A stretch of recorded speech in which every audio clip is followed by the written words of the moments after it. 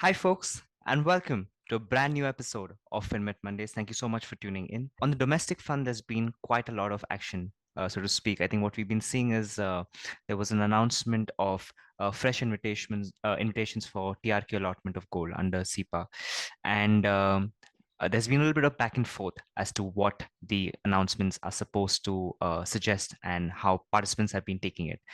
First of all, could you briefly explain the entire saga and maybe then what the implications of the fresh announcements mean for market participants?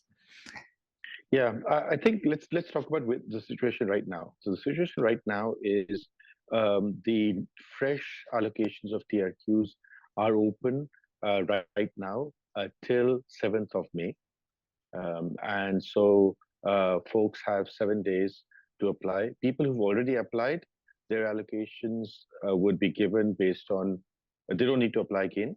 Their current applications would be put into the pool, and then depending on what the new applications come in, there'll be a way of allocating across them. So that's the status as of now. So people have 7 days to make their applications. There are two big changes that have taken place in the policy compared to last year. One is this time the application is open to anybody who has an IEC code. So it doesn't have to be a jeweler. It can be a refiner. It can be a bullion trader. It can be anybody who has an import-export import-export code.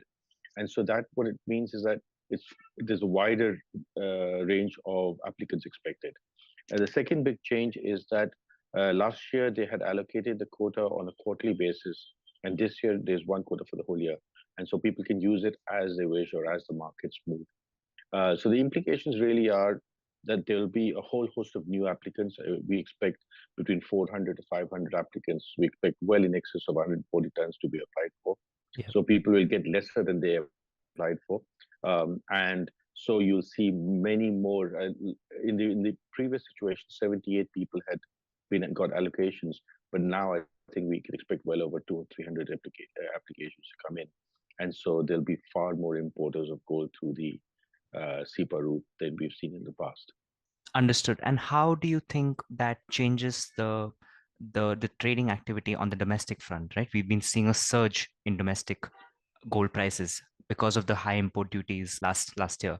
With this entire arrangement, what's your outlook on the domestic front looking like? I think the price action will depend upon the international prices for sure, but the amount of volume of imports is going to be highly volatile because there's no quarterly quota and because the quota has been given to so many people.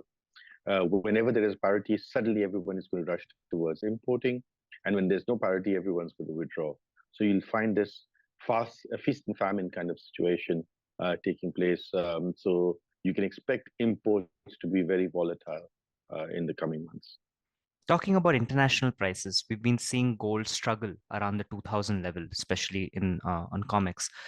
Is it a cause for concern for long-term players that they're like, okay, we Mm. wanted to enter right now and you wanted to see gold hit 2100, 2200, but it's been struggling ever since. So what do you think? Is it like something that they should be concerned about?